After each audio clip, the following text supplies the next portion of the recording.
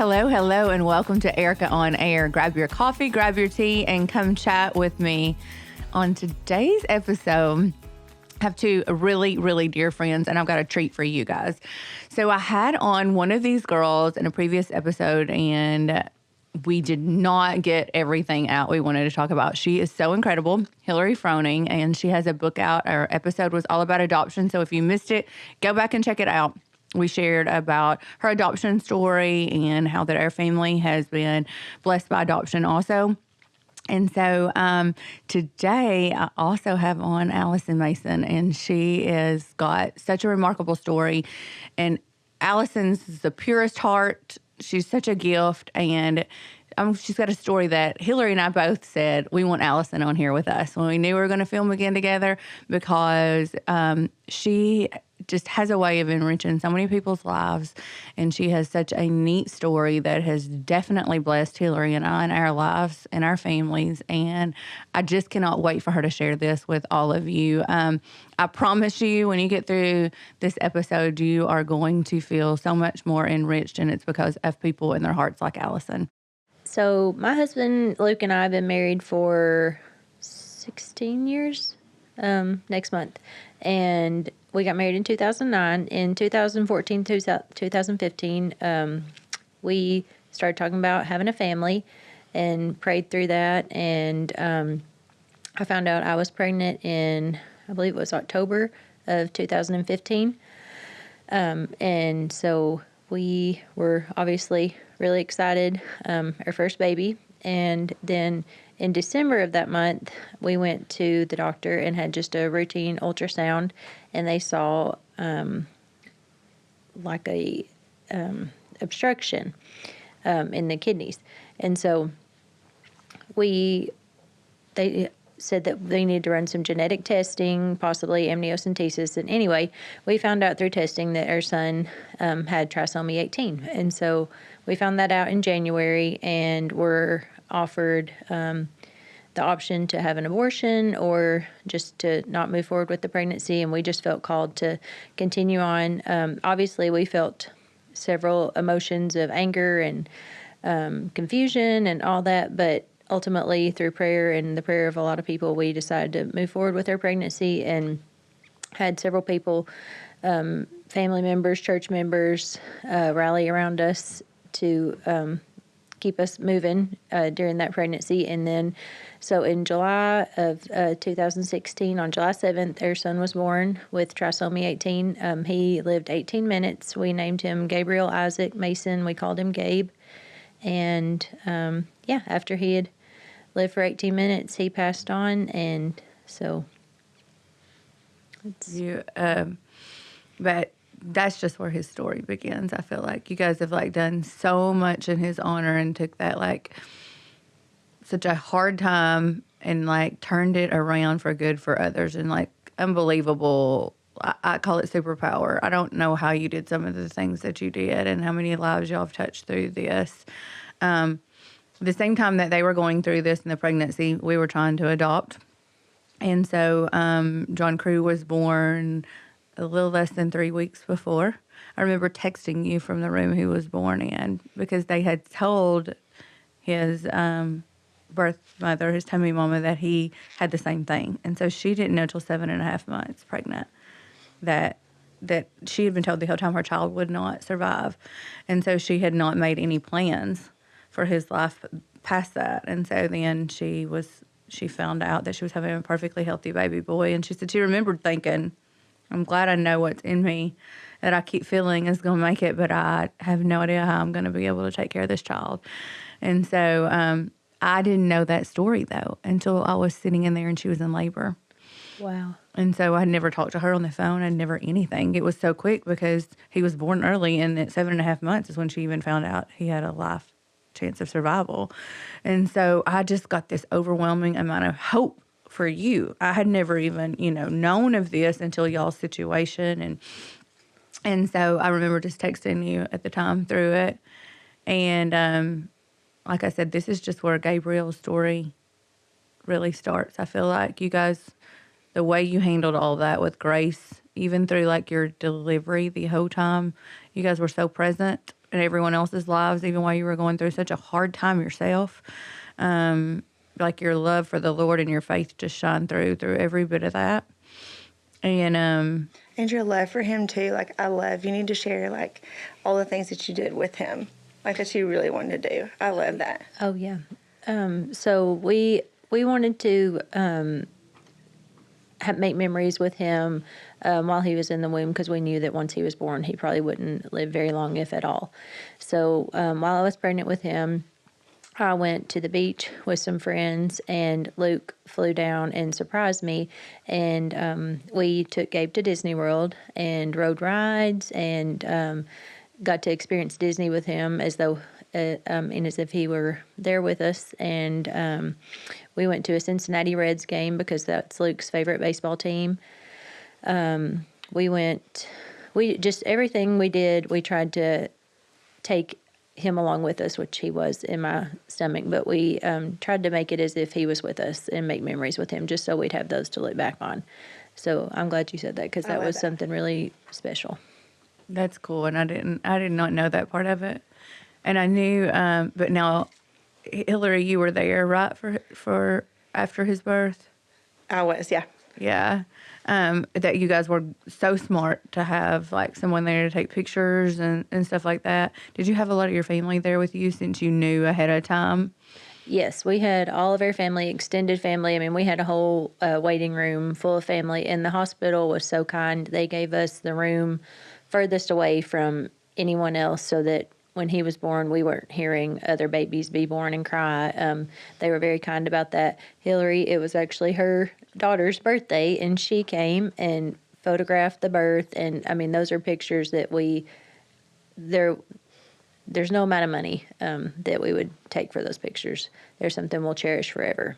And yeah, our family was there, preachers. Actually, after Gabe was born, we had our family come in, and they got the chance to hold him even though he wasn't living. It was just, we wanted everyone that had been a part of his story to have the closure of getting to hold and kind of embrace him. And so they all came in, and our preacher came in and prayed over us. And it was, I mean, as hard as it was to walk through that, it was beautiful seeing God just all over it, and just all over the nurses, and just everyone that was a part of it. Luke's sister was our midwife, and then our OBGYN, Dr. Nam, was phenomenal. Everybody that played a part in his birth they were wonderful.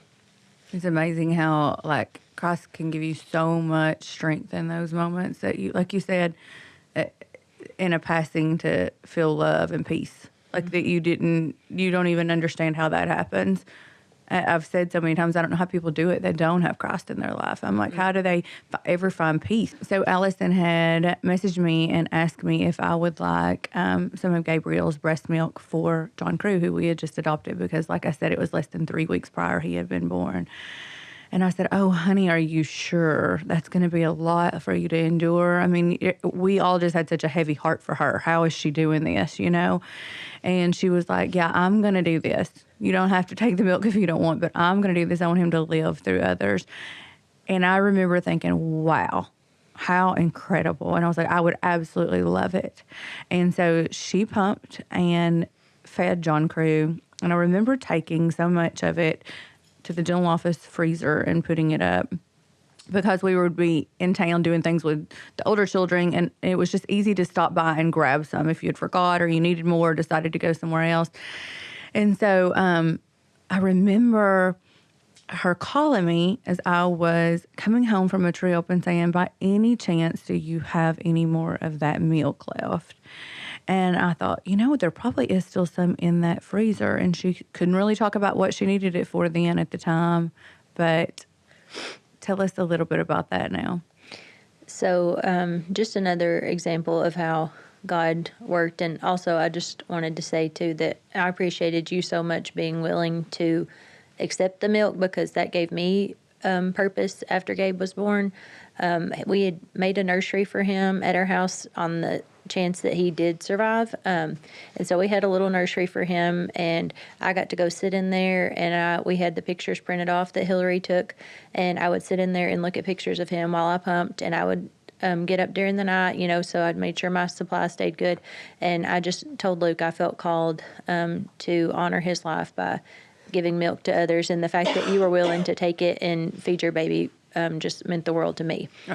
That's just amazing. And yes. So tell that too. And that you donated to trust too, like we got to. So it was, So Gabrielle's story that we're sharing with y'all now fed my John Cree we adopted, Hillary's trust that they adopted, and what you're fixing to share with us. So after Gabrielle was born, we had somebody reach out to us and ask if we would ever consider adopting. And Luke and I had talked about that just in passing, never really pursued it. And we said, maybe later on in life.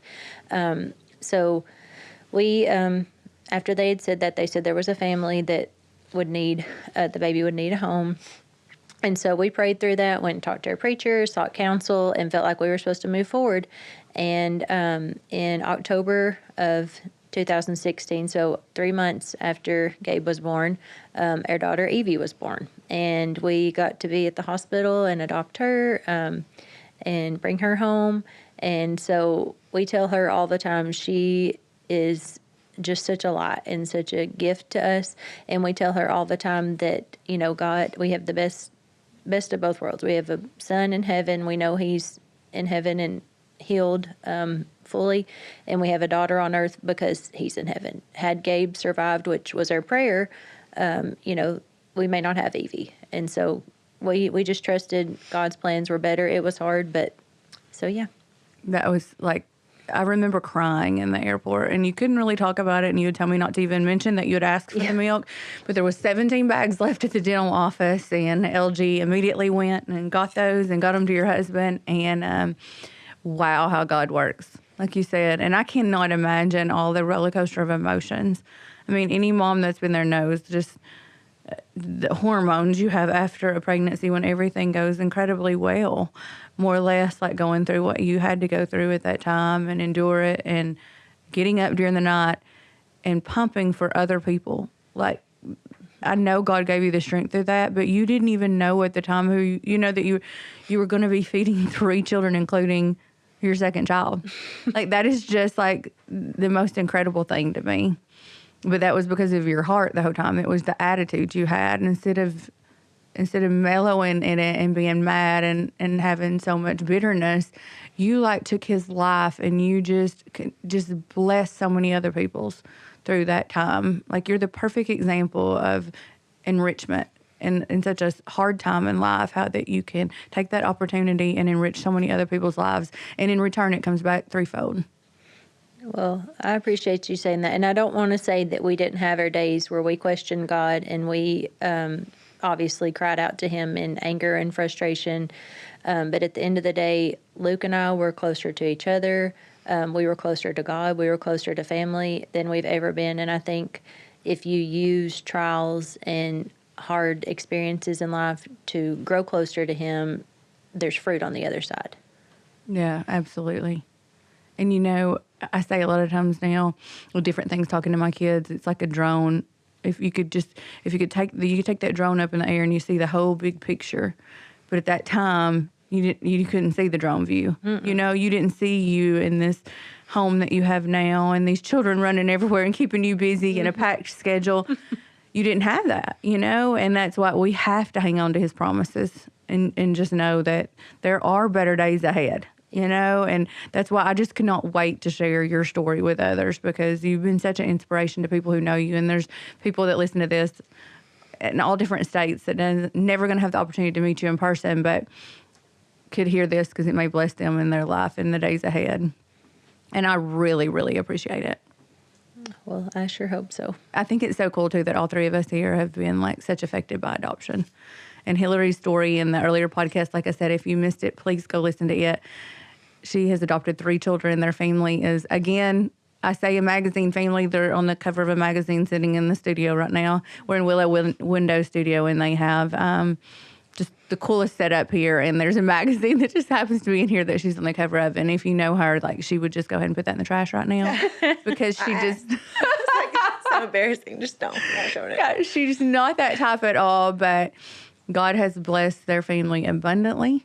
God has blessed our family too, so much. But if you ever feel led to adoption, I hope that you just hang on to that.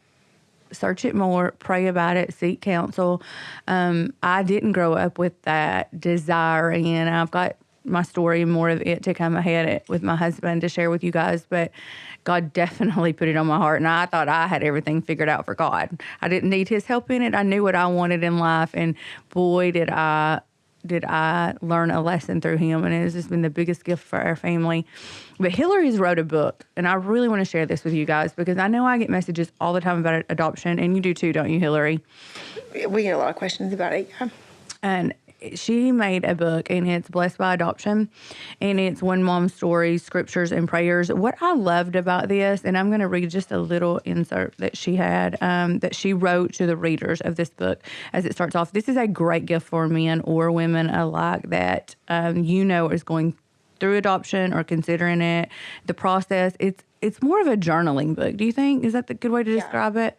She's got like lots of places that you write down your feelings, your desires, and like your prayers to God through that journey.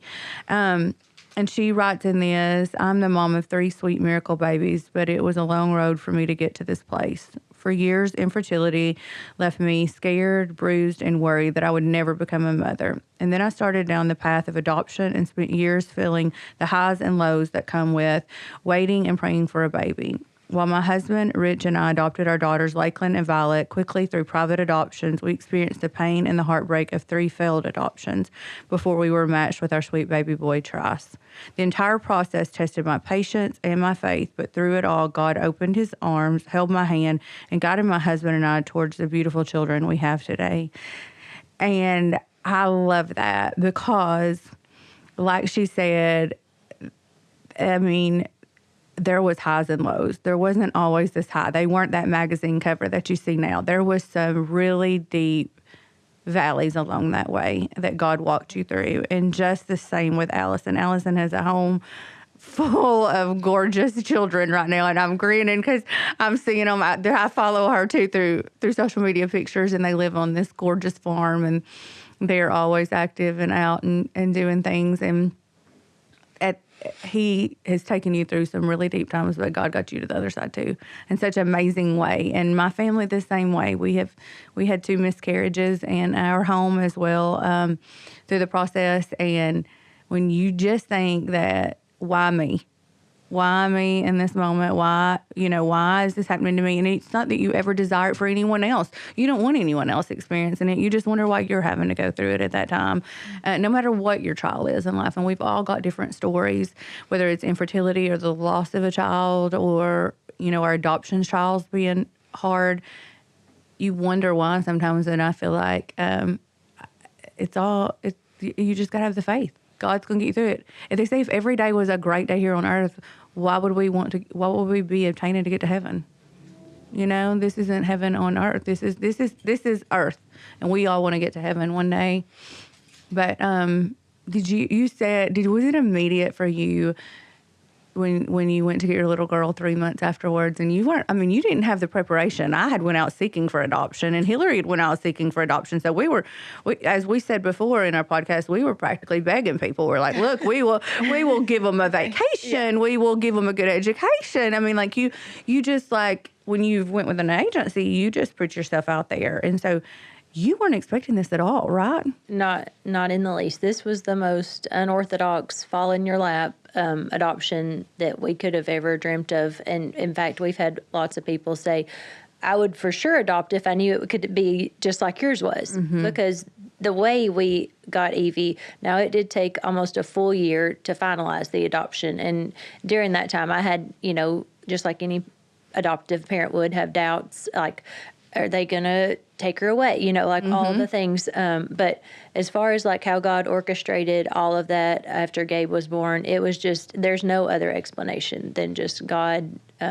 completely had a hand in all of that. Oh, I think everyone was invested in that little girl's life. She looks just like them, just like her. She her could boys. not. You could. I mean, not have give birth to a mini anymore. It's true. Personality and all. Yes, it is the best thing. And for other people listening, and they've lost a child or they've went through something similar, go ahead and tell us about how your family expanded. There was the hope and the promise that everything was going to work out, right? Yes.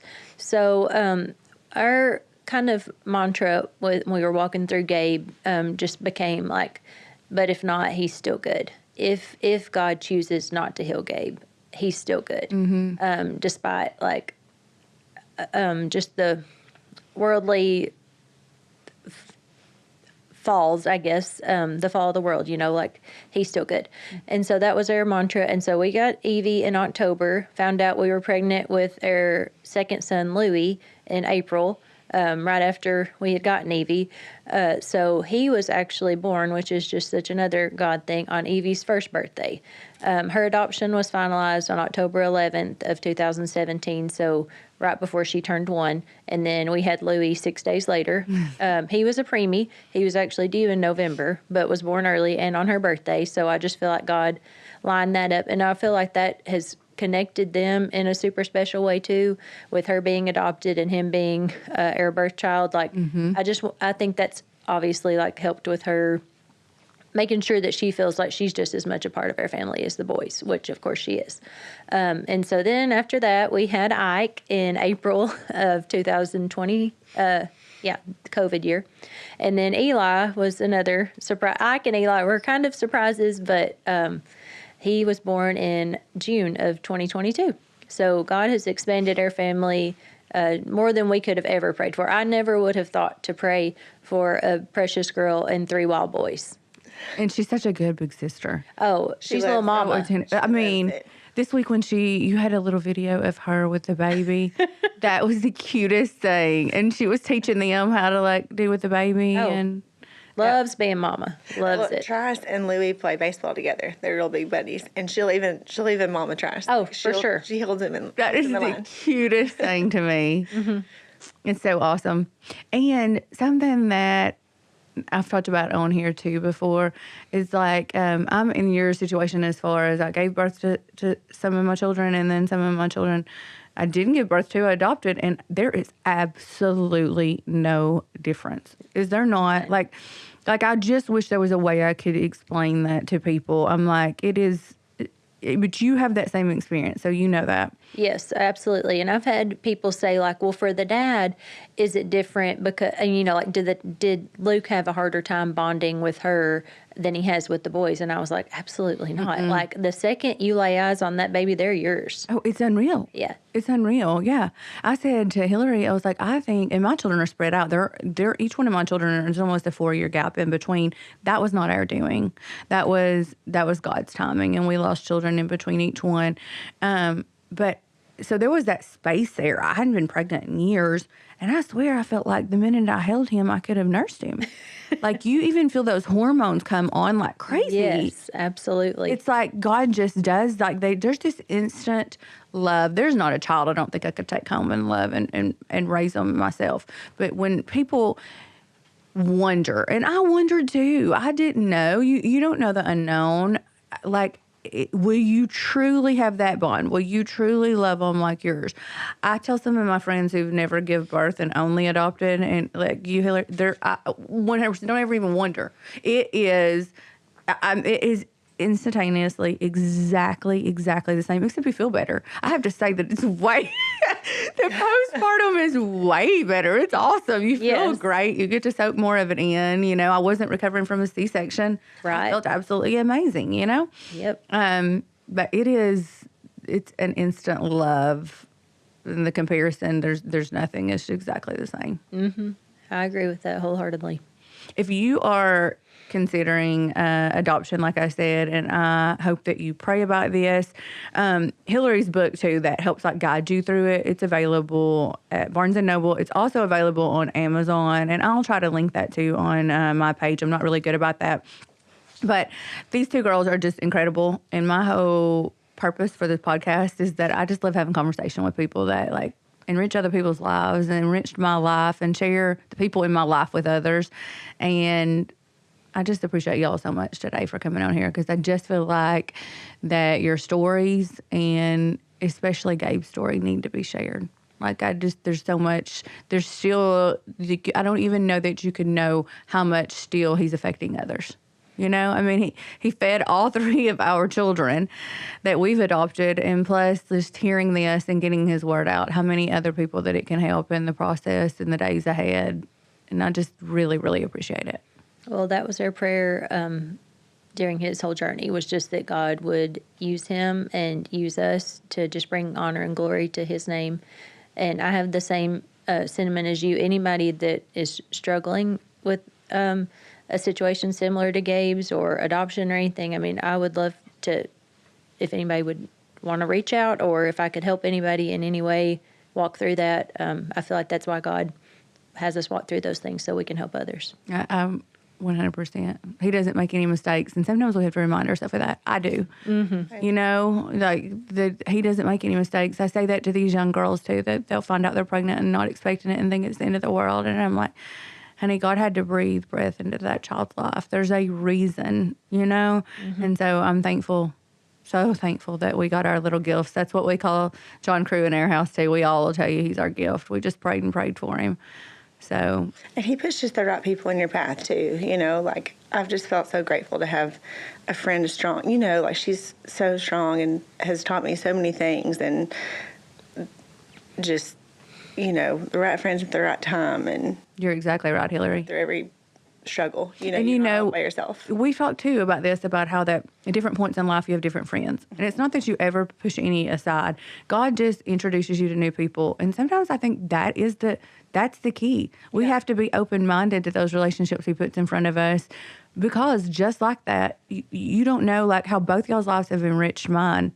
You know, I mean, there's a reason and a purpose for those relationships at certain points in your life. Yeah, well, and I mean, nothing against my husband whatsoever, but there were days where he didn't know how to be there for me. You know, I didn't know what I needed. And I had friendships that were just, I couldn't have made it through without him, you know. So you definitely have to lean on friendships and all the hills and valleys, for sure. Especially someone who understands the motherly side and the hormone side of it. Yeah. And in the same respect, I feel like they probably do too.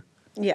Like, I know LG, where I have to talk about situations and work through it, like at the hospital and some of the stressful times, and when we weren't sure, you know how y'all both understand me, but anyone else listening, there's that time that you're so scared that the mom's going to change their mind, or they're going to take this child from you, and it's immediate love. I mean, if he had been taken from me the very next day, I would have lost a child. Like that, I don't know how to explain any more than... That did happen to us.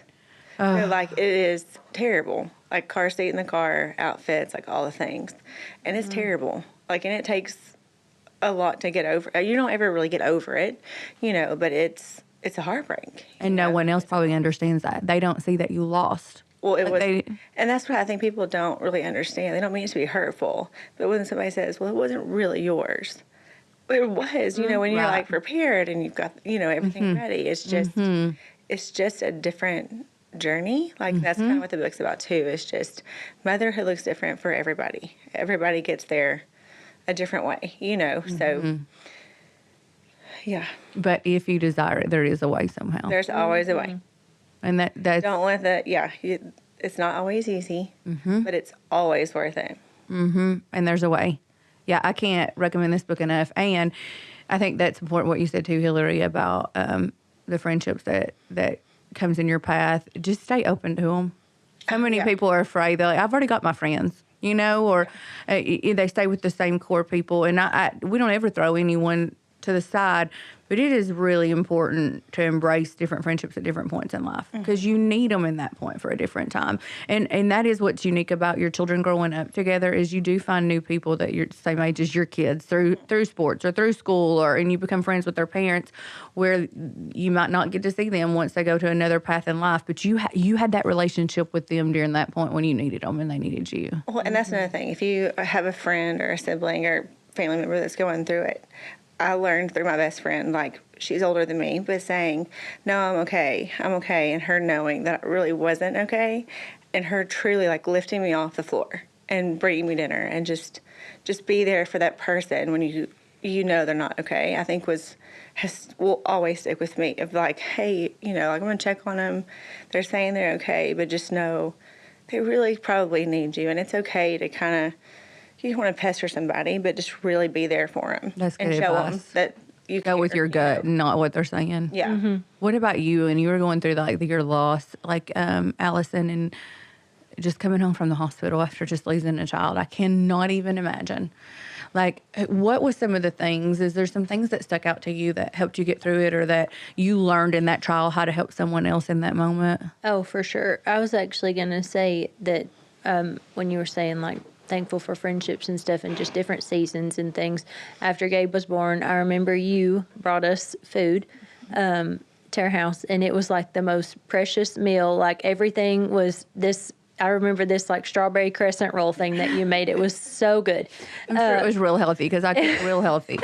But it was phenomenal, and I didn't really want healthy at that time. But the napkins and everything, it was so put together and just so sweet. And then on Gabe's first birthday, Hillary brought a birthday cake to our house and a Starbucks coffee that morning, showed up at our door, and just things like that. And didn't text before and say, hey, would you want a birthday cake? Yeah. She just knew. And there were people that came over and brought us things and did not ask. And I'm not one to ask for help. You can ask Luke or my family. I'm the worst about pushing through and doing it myself. But we had people just come and love on us without asking. And that has taught me that I don't need to always be like, well, what can I do for you? Just do something. Just do something. Mm-hmm. Send a meal, go give a hug, send a book.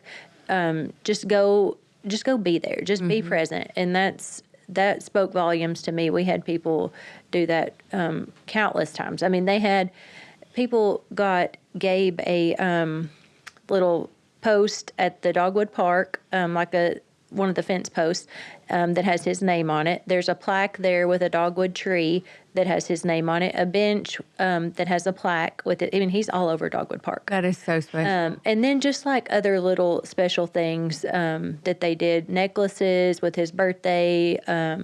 Just like I said, I could go on and on for days. There was just so much kindness shown to us, and it gave me, because I've had friends and family walk through hard days, and it gave me ideas and more of an insight. Absolutely. We don't know. People don't know what. I mean, we all go through that, and as a mom, we don't ask for help. It's almost like a faux pas. Guys don't think they're supposed to cry in public. It's kind of like as moms, we think we're supposed to have this figured out. We don't need any help. We can't. But I mean, well, that was what I said too. That's kind of the reason I even wrote the book, because I didn't have any friends going through it. I just felt like it was me. Well, then what was hard too is I couldn't talk to anybody because nobody had walked in my shoes, and then nobody knew how to help me. Not that I really needed help. I just needed somebody to listen. But it's mostly, and like I told you the last one, I feel like Rich has recommended this for husbands more than he has even females, just because he was like, I didn't know what to do. I didn't know how to help her, and so, and again, though, it's okay just to sit there and let them cry, because I didn't know what I needed either. I think I've learned more that in my 40s that listening. Yeah. I'm a talker. I'm an extrovert. And I've learned more that sometimes people just need someone to listen more than anything. Yeah. And it took me a while to figure that out. But it's true. There's just not a lot of people in this world. Everything's so fast paced, and it's at a computer and it's at a phone. And there's not many people that just genuinely look you in the eye. There's not. They're listening and you feel it. Well, and I think it's also really difficult when you're struggling or you're going through a struggle to admit that you want to talk. Mm-hmm. Or to know the importance of being like, I just need to get this off my chest, Mm-hmm. But. And what I love about this book too, Hillary, is because like I said, it is like a journaling book. Yeah, they recommend that so much, therapists do right now. And I know even pediatricians and stuff too, for preteens and teenagers that's going through different situations. Journaling is huge. In this book, I mean, you don't turn 3-4 pages. There's not an area that you write things down and you write. It's not a test. It's to help you. And they say it's so big because you get it off. You're carrying all that in you, and to get it out. So I only did that because I did a blog, I did whatever, and I wrote it down. I don't ever journal, but it helped me just to feel like I could explain it to, and but I look back on it and I've kept it. But it's also just a really sweet reminder of what God's done for me and our look family. back on. And like it was really, really sweet. Somebody had actually bought this book, filled it out. Her husband got on there, wrote on it. She sent it to one of her cousins. They filled it out. They were going through a struggle too. And they sent it to me. And I went through and I just was in full tears. Oh, wow. How powerful. It was just sweet. That was worth the whole entire process of writing a book. That was it. For that one family. That would have been me too, girl. Yeah, just if it's helped one person. Two things. It just, I reached out back to him and I was like, you'll never know. Like, this was worth, it's scary. Like, writing a book is scary. I can't imagine. Someone said that. Someone said, you do a podcast, you can take it down. Yeah. You can take it down. Or you make a post, you can take it down. Does someone have it saved somewhere? Maybe. But, but they were like, you do a book.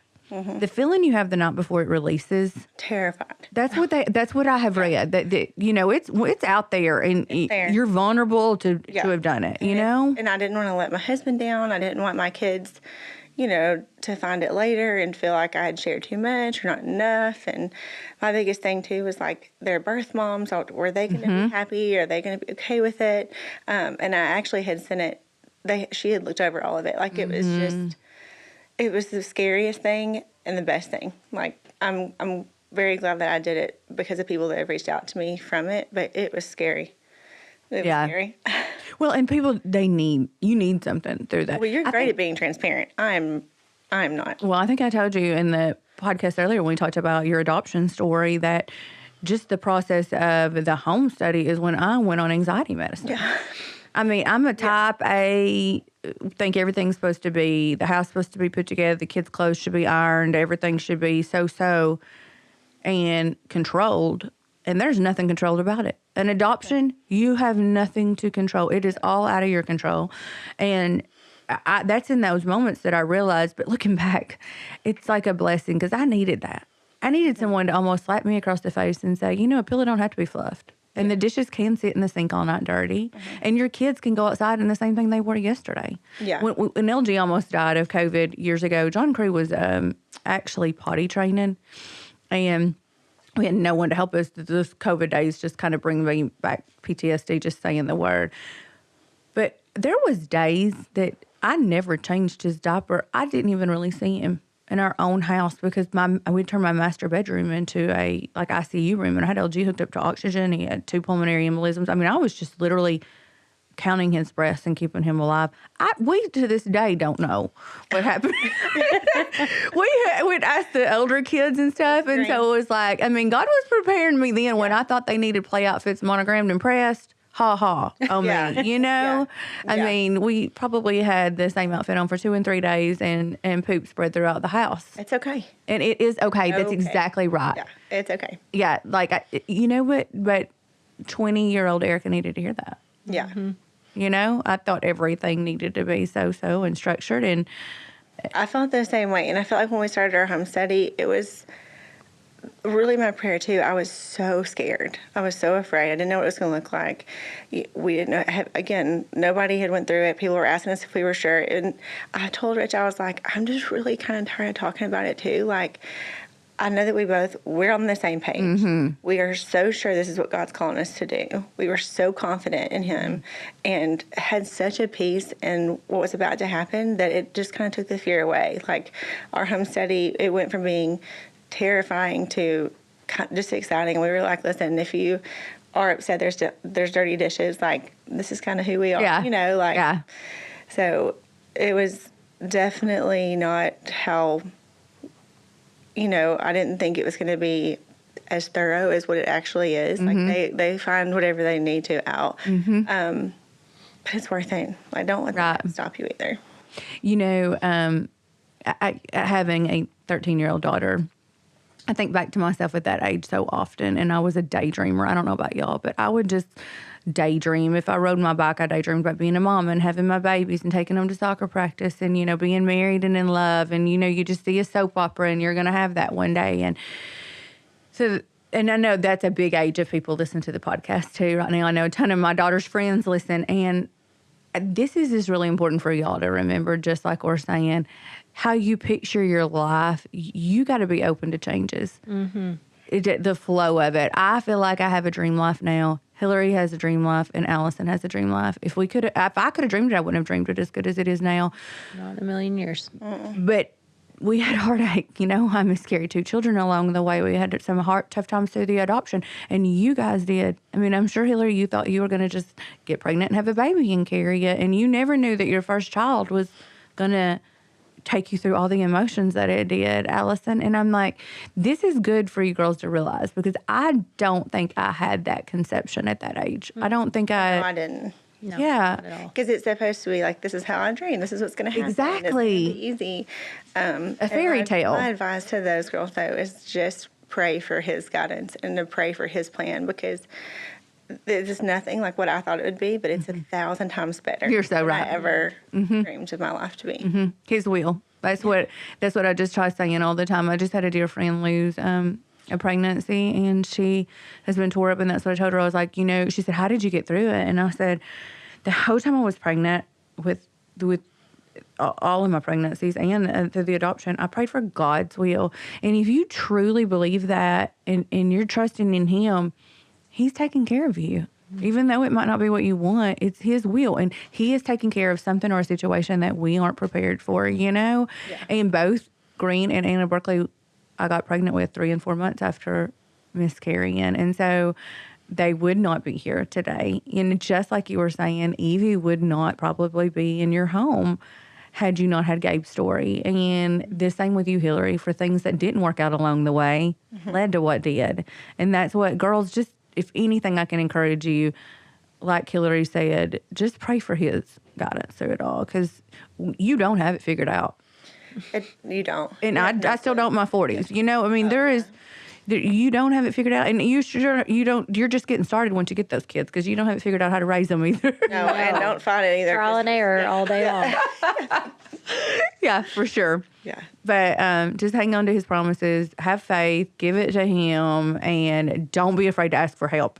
Take it from us, and if you need guidance, or if you're listening to this and you know someone else that you're like, man, they would just be perfect to adopt her. I wish they knew this. I wish they knew this story. Like, really look up the book that I was talking about, Blessed by Adoption, from Hillary, and I'll link it for you. Also, send it to somebody. Send it to them. Write them a little letter. Help them. Just reach out. Don't wait for them to ask for help like we were just talking about earlier. Just give them the nudge that they may be needing. And it's contagious. I'll say, in our church, I mean, there was over 20 people, and I'm in a small congregation with 150 people, and there's probably over 20 kids adopted there now. It is contagious. Did y'all notice that too? Yeah, there's a lot. People, because they just see hope. They see they see that love, and then they're like, this is real, that's never been around it. And it's scary if you've never been around it. Again, thank you girls both so much. No, thanks for having me. I would love to have y'all again sometime. Next time we're going to talk about something else where we don't cry as much, don't need as much Kleenex. Yeah, I'm like...